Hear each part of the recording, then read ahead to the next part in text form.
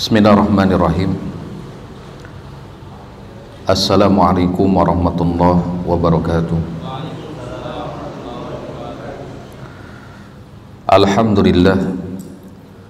Alhamdulillahilladzi arsala rasulahu bil huda wa dinil haq liyudhhirahu 'ala dini kullihi wa kafa billahi syahida.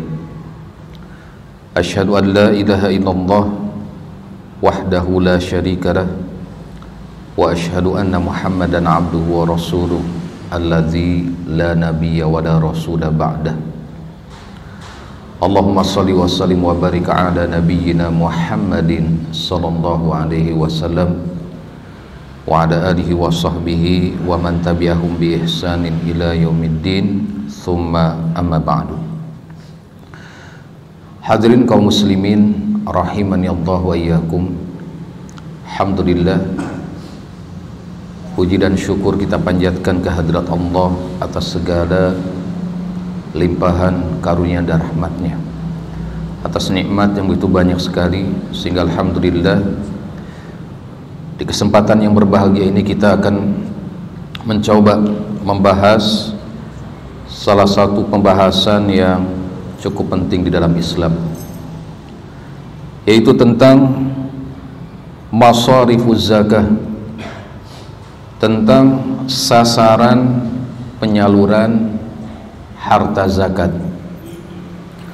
atau lebih dikenal di kalangan kita dengan para mustahik zakat, orang-orang yang berhak menerima bagian dari harta zakat.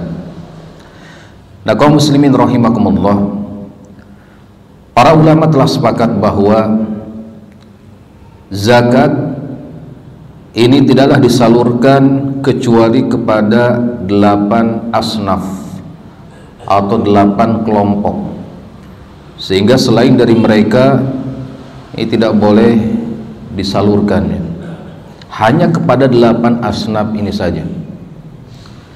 Mana dalilnya yang menyatakan bahwa hanya terbatas 8 asnaf saja? Dalilnya adalah firman Allah Subhanahu wa taala di surat At-Taubah ayat ke-60. Allah Subhanahu wa ta'ala berfirman, a'udzubillahi minasyaitonir rajim, innamas shadaqatu lil fuqara'i wal masakin wal 'amilina 'alaiha wal mu'allafati qulubuhum wa fir riqab wal gharimina wa fi sabilillahi wa ibnis sabil fariidatan minallah wallahu 'alimun hakim.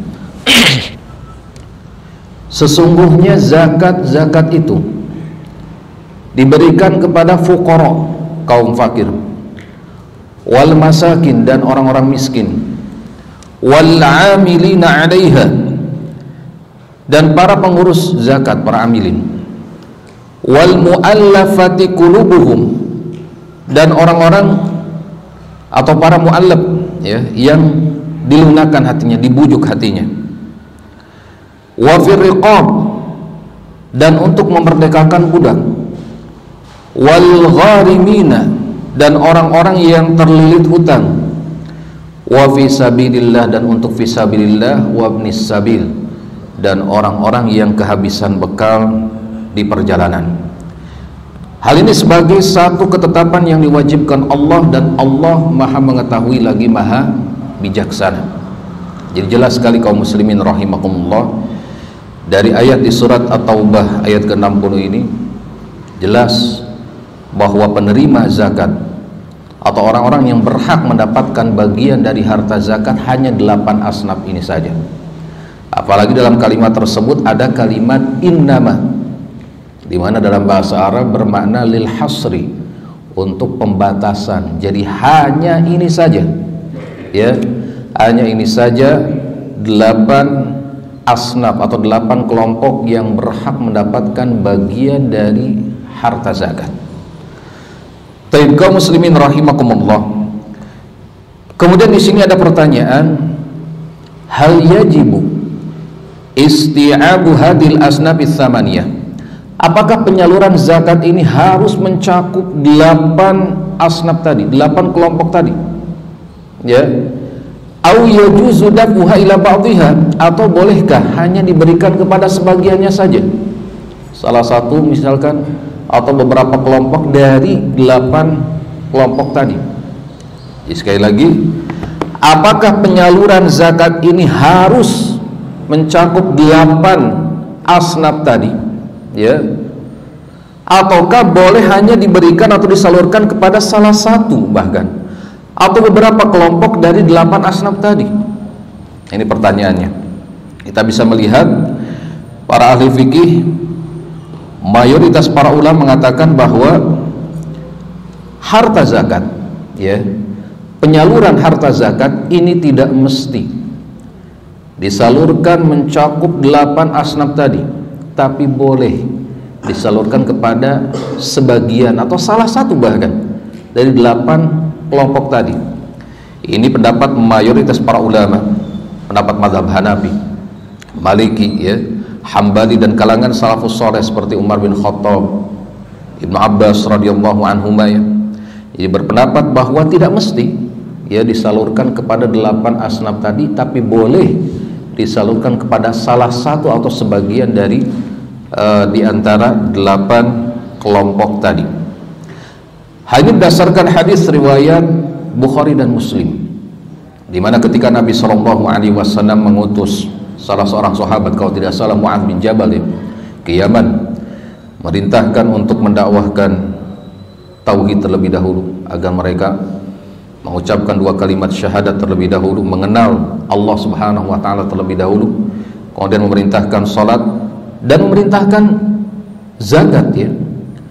Dalam petikan kalimat tersebut, tukhadu min agniyaihim faturaddu ala fuqaraihim, di mana harta zakat tersebut diambil dari orang-orang kaya di antara mereka dan disalurkan kepada orang-orang miskin di antara mereka. Kita perhatikan, ya, dalam kalimat tersebut Nabi SAW hanya menyebutkan orang-orang miskin.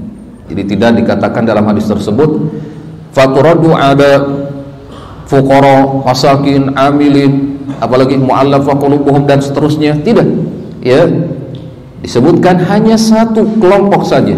Itu kelompok apa? Masakin, orang-orang miskin. Ini menandakan bahwa boleh penyaluran zakat hanya disalurkan kepada satu kelompok saja, contohnya orang-orang miskin dalam hal ini, atau misalkan orang yang terlilit hutang, ya, dan yang sebagainya. Jadi tidak mesti disalurkan kepada seluruh asnaf tadi atau 8 kelompok tadi. Pun demikian dengan riwayat yang lainnya menyebutkan demikian. Adapun Imam Syafi'i rahimahullah dan beberapa kalangan atau beberapa ulama yang sependapat dengan beliau mengatakan bahwa ketika penyaluran zakat tersebut harus meliputi ke-8 asnaf tadi, ya, terutama ketika yang menyalurkan adalah pemimpin atau pemerintah atau sebuah lembaga amil zakat besar, ya, nasional misalkan, atau sebuah lembaga zakat yang besar kita katakan. Maka ini mesti mencakup ke-8 asnaf tadi, ya, meskipun dalam realita kita katakan di zaman sekarang ada beberapa asnaf atau beberapa kelompok yang tidak ada, ya, seperti misalkan memerdekakan budak, ya, di zaman sekarang nggak ada budak, ya, kecuali di Sunda mungkin budak letik, ya. Nah, itu bukan maksudnya hamba sahaya misalkan, ya, atau dalam satu waktu, ya, nggak ada mujahid fisabilillah, ya, satu waktu ada seperti itu. Nah, namun masih dalam pendapat tersebut, jika pemilik harta ingin langsung menyalurkan hartanya, harta zakatnya, ya, maka ia boleh memberikan hanya kepada satu kelompok atau beberapa kelompok saja. Misalkan seorang diwajibkan mengeluarkan harta zakatnya 2,5%, maka dia boleh menyalurkan kepada orang yang dikehendakinya, yang dia tahu sangat membutuhkan, misalkan orang-orang fakir, orang miskin dan yang lain. Nah ini, jadi mayoritas para ulama mengatakan tidak mesti disalurkan kepada seluruh, ya, asnaf yang 8 tadi, tapi boleh disalurkan kepada salah satu atau sebagian dari 8 asnaf tadi yang disebutkan. Kaum muslimin rahimakumullah, sekarang kita akan menjelaskan satu persatu secara singkat, ya, insyaallah sesuai dengan waktu yang ada, tentang asnaf atau kelompok-kelompok yang berhak menerima bagian dari harta zakat. Yang pertama dan yang kedua adalah al-fuqara wal masakin, kaum fakir dan kaum miskin, ya, karena mereka adalah kelompok yang paling sangat membutuhkan sesuatu untuk memenuhi kebutuhan sehari-harinya. Di mana para ulama mengatakan ketika disebutkan kalimat fuqara, ya, maka termasuk dalamnya masakin, orang-orang miskin. Sebaliknya, ketika disebutkan masakin atau orang-orang miskin, maka termasuk dalamnya apa? Fuqara. Tapi ketika disebutkan dua-duanya dalam sebuah ungkapan atau satu kalimat, fuqara wal masakin, maka masing-masing dari kalimat tersebut memiliki makna yang berbeda. Ya, jadi antara fuqara dan masakin memiliki makna yang berbeda ketika disebutkan, ya, secara secara bersamaan dalam sekali penyebutan seperti itu, fuqara wal masakin. Nah, apa yang dimaksud dengan fuqara dan masakin? Nah, di sini para ulama menyebutkan beberapa pendapat tentang apa makna fuqara, apa makna masakin. Siapa yang dimaksud dengan orang fakir? Siapa yang dimaksud dengan orang miskin? Nah, bisa disimpulkan bahwa, ya, kedua-duanya sama, ya, tidak bisa memenuhi kebutuhan sehari-harinya atau tidak sempurna dalam memenuhi kebutuhan sehari-harinya. Nah, fuqara ini lebih, kita katakan apa ya, lebih parah daripada apa? Masakin. Orang fakir lebih parah daripada orang miskin. Kita katakan misalkan seseorang, ya, dalam kesehariannya membutuhkan biaya, ya, untuk kehidupan dirinya dan keluarganya sebesar 50.000 misalkan, ya. Akan tetapi dia hanya mampu mendapatkan uang kurang dari setengahnya, ya, misalkan hanya 20.000 atau bahkan tidak memiliki penghasilan sama sekali, ya. Jadi betul-betul nggak bisa menghasilkan sama sekali, imma karena mungkin dia sakit-sakitan, ya, atau lumpuh, atau memang susah cari kerjaan, ya, sudah kesana kemari tetap susah cari kerjaan, misalkan seperti itu, qadarullah, ya. Maka apa? Maka dia dikatakan fakir, tidak bisa memenuhi kebutuhannya hatta sampai setengahnya sekalipun, ya, hatta sampai setengahnya sekalipun nggak mampu, maka namanya orang fakir di sini. Sedangkan orang miskin, dia tidak mampu memenuhi kebutuhan sehari-harinya, namun hanya mampu setengah atau lebih sedikit. Misalkan tadi, ya, seharinya dia mampu 50.000, ya, akan tetapi dia hanya menghasilkan apa? Seharinya dia kebutuhannya 50.000 misalkan, tapi dia mampu menghasilkan hanya setengahnya, 25.000 atau 30.000 atau 40.000, belum sempurna 50.000, maka dia dikatakan orang miskin seperti itu, ya. Demikian Syekh Utsaimin rahimahullah mencontohkan dengan per bulan, beliau, ya, mengatakan per bulan seperti itu. Ya, kalau di kita katakan rata-rata, ya, di kita per bulannya membutuhkan dana misalkan, ya, karena masing-masing berbeda-beda, 5 juta lah kita katakan per bulan. Karena kita tahu dalam kehidupan ini banyak sekali kebutuhan, ya, makan, minum, apalagi pendidikan, ya, apalagi kontrak mungkin, ya, yang masih kontrak, banyak kebutuhan, sehingga kita katakan rata-rata lah 5 juta ini untuk kebutuhan pokok, ya, bukan untuk, ya, nih berpoya-poya atau makan-makan sebagainya, minimal misalkan, ya, karena masing-masing berbeda-beda, 5 juta lah kita katakan, ya. Namun per bulannya dia hanya apa? Setengahnya misalkan, atau bahkan 2 juta, ya, ini dikatakan apa? Fuqara, ya, orang-orang fakir, 2 juta, ya. Ada juga 2,5 juta. Nah, ini batasan berarti, ya, batasan orang miskin seperti itu. 3 juta, 4 juta, belum 5 juta misalkan, karena masing-masing ada yang memang sebulannya 3 juta, ada yang sebulannya 2 juta misalkan, ya, seperti itu.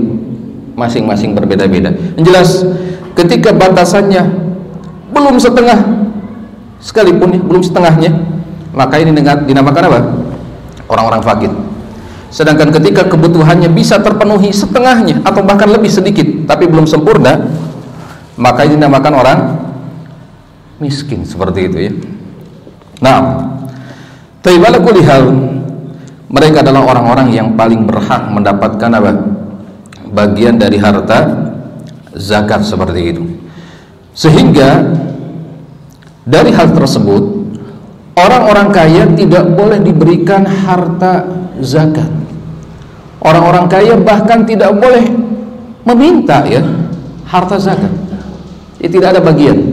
Kata Nabi SAW dalam hadis riwayat Abu Daud, la hadza fiha li-ghani, tidak ada bagian dari harta zakat untuk orang-orang kaya.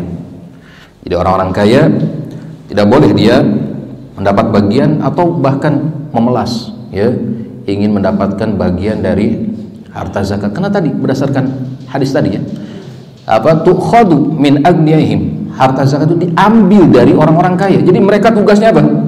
Melaksanakan kewajiban, memberi, ya memberi atau menunaikan kewajiban zakatnya. Faturadu ala fuqaraihim, kemudian disalurkan kepada orang-orang miskin. Ya, jadi mereka orang-orang kaya memberi, menyalurkan. Lalu yang menerima siapa? Orang-orang miskin, orang-orang fakir seperti itu. Bahkan dalam hadis yang lain disebutkan, hadis yang diriwayatkan oleh Imam Abu Daud kalau tidak salah di sini, Imam Tirmidzi. Nah, dikatakan bahwa man sa'alan nas wa lahu ma yughnihi jaa yaumal qiyamah wa mas'alatu fi wajhi khumusun aw khudusun aw quduhun. Siapa yang meminta-minta kepada manusia padahal dia mampu untuk memenuhi kebutuhan sehari-harinya, ya, maka kelak di hari kiamat apa yang dimintanya tersebut akan datang di hadapannya dalam bentuk berupa bekas luka-luka, bekas cakaran. Bahkan dalam riwayat yang lain, orang yang suka meminta-minta padahal dia mampu ya, maka kelak di hari kiamat akan datang dengan muka tanpa sekerat daging sedikit pun. Artinya berupa apa? Tengkorak saja datang di hari kiamat. Kenapa? Di dunia dulu suka meminta-minta padahal dia mampu, suka mengemis padahal dia mampu. Kita pernah mungkin ya melihat fenomena seperti itu, betul nggak? Ada misalkan berita pengemis, dia ketika mau mengemis datang pakai mobil, parkirannya jauh ya supaya nggak ketahuan. Tempat ngemisnya agak jauh supaya nggak ketahuan seperti itu. Pulang-pulang naik mobil lagi. Mantap ya. Ada juga misalkan pengemis yang dia di kota mengemis, akan tapi di kampung halamannya rumahnya besar, tanahnya banyak misalkan ya, seperti itu. Nah ini hati-hati. Kata Nabi SAW, kelak di hari kiamat ya, orang-orang seperti itu akan datang dalam keadaan mukanya tanpa sekerat daging sedikit pun, rupa tengkorak aja ya, seperti itu. Nauzubillah min dzalik. Baik, kaum muslimin rahimakumullah. Kemudian al-qadrul ladzi yu'tahu al-faqir wal miskin minaz zakah. Berapa kadar besar diberikan kepada orang-orang fakir miskin tersebut?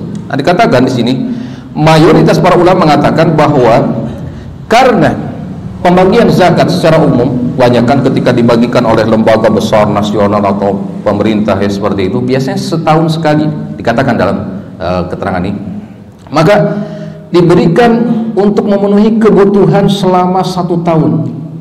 Ini dikatakan oleh mayoritas para ulama. Ini dalam keadaan mungkin orang tersebut tidak mampu bekerja sama sekali. Orang tadi yang lumpuh, sakit menahun ya, atau beberapa kondisi yang menyebabkan dia tidak bisa menghasilkan ya. Atau ketika seorang mampu menghasilkan sebagian keseharian tadi misalkan hanya 20.000 pokoknya berapa ya, diberikan sisanya. Ya, diberikan sisanya. Dan alangkah lebih bijaknya ketika di zaman sekarang ini diberikannya bukan sekaligus kalau bahasa Ustaz tuh gelondongan gitu ya, sekaligus. Karena kenapa? Karena fitnah di zaman sekarang banyak sekali ya. Jadi seakan-akan dia orkai mendadak ya, orang kaya bah, mendadak langsung dikasih. Biasanya di zaman sekarang kehidupan semakin konsumtif ya, betul kan?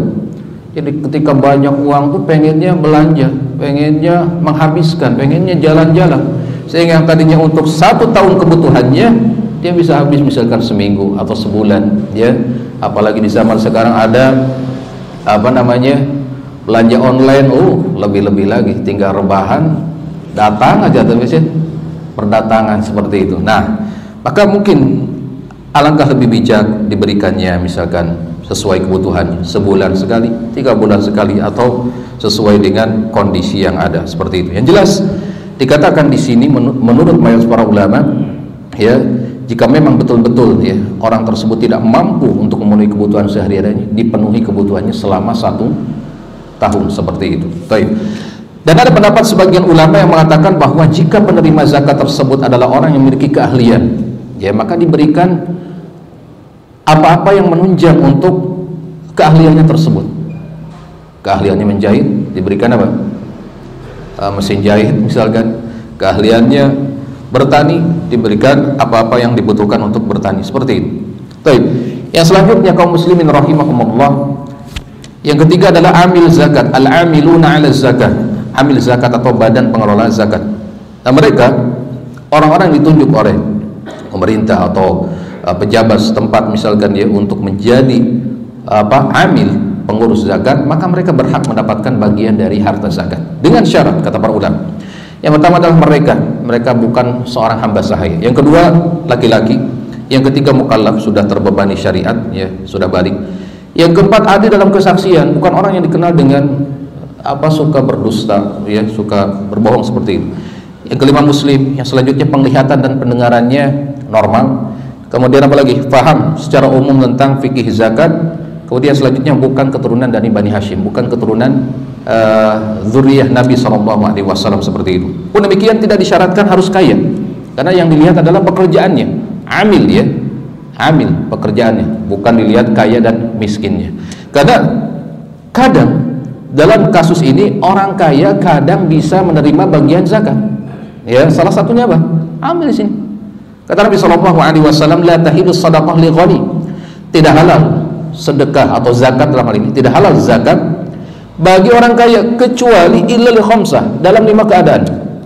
Yang pertama, li ghazin fi sabilillah, untuk orang yang berperang di medan pertempuran, au li amilin 'alaiha, amil, ya, orang yang mengurus harta zakat, au li gharib, au li gharimin, orang yang terlilit hutang, ya, padahal dia kaya, au li rajulin ishtaraha bimali, atau seorang yang membeli harta zakat tersebut, bagian zakat tersebut dengan hartanya sendiri, dengan uang sendiri, au li rajulin kana lahu jarun miskin fatusaddiqu 'alal miskin, atau fatusaddaqu 'alal miskin fa ahdaha al miskin lil ghani, atau seseorang yang memiliki tetangga miskin, lalu tetangga yang miskin tersebut dapat bagian zakat, lalu orang miskin tersebut malah ngasih bagian zakatnya kepada orang kaya.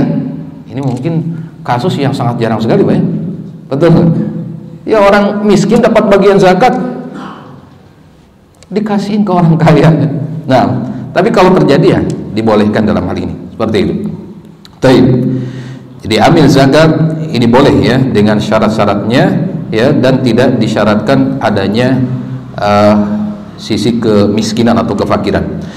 Dan dalam mazhab Syafi'i dikatakan dia mendapatkan bagian dari harta zakat tidak boleh melebihi 1/8 dari harta yang terkumpul, dari harta zakat yang terkumpul. Jadi kalau misalkan, ya, harta zakatnya terkumpul 8 juta, maka dia tidak boleh melebihi berapa? 1/8-nya 1 juta, ya, kalau tidak salah, betul kan? 1/8-nya 1 juta, ya, maka tidak boleh melebihi, karena yang lebih utama adalah fakir miskin, seperti itu. Maka ya, tidak boleh melebihi dari 1/8 dalam mazhab Syafi'i, ya, seperti itu. Nah, kalau ada kekurangan, karena yang namanya amil zakat kan bukan 1-2 orang, ya, ada penanggung jawabnya, ada bendaharanya, ada petugas yang membagikannya. Maka kalau ketika dibagikan, ya, sesuai dengan istilahnya besarnya tanggung jawab masing-masing, maka kekurangannya diambil dari baitul mal, seperti itu, dari baitul mal. Nah ini yang ketiga, amil zakat. Yang keempat adalah al-mu'allafatu qulubuhum, al-mu'allafatu qulubuhum, ya, orang-orang yang dilunakkan hatinya untuk tetap dalam Islam atau untuk condong ke dalam Islam. Sehingga dengan pengertian tersebut, maka ini tercakup di sini ada 2 macam, ya, atau yaitu apa?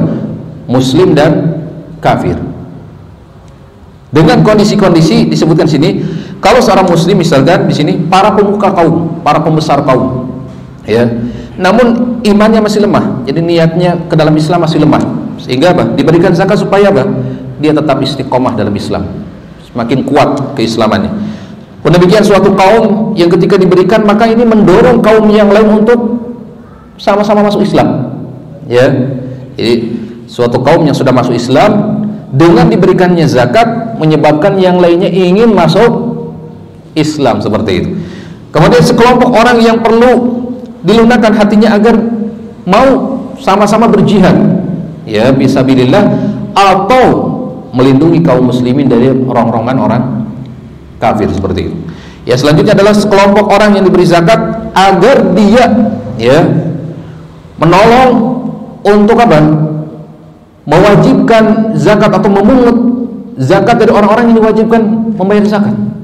Maka mereka diberikan apa? Bagian dari harta zakat. Adapun orang kafir dikatakan di sini ada dua macam. Itu yang pertama, orang kafir yang diharapkan memeluk Islam karena dia condong, dia senang misalkan dengan apa? Ilmu-ilmu Islam, kadang mendengarkan kajian-kajian Islam padahal masih kafir, ya, atau suka membantu kaum muslimin. Nah, ini diharapkan keislaman, sehingga dengan diberikan hal tersebut, ya, harta zakat tersebut, mudah-mudahan dia masuk Islam. Ya. Yang kedua adalah orang kafir yang dikhawatirkan memberikan madharah kepada umat Islam. Ya. Dia terlihat mau berbuat jahat, atau orangnya terkenal suka berbuat jahat misalkan seperti itu, ya. Maka apa? Dijinakan dengan apa? Diberikan bagian dari harta zakat seperti itu. Nah, ini termasuk juga mu'allafah qulubuhum.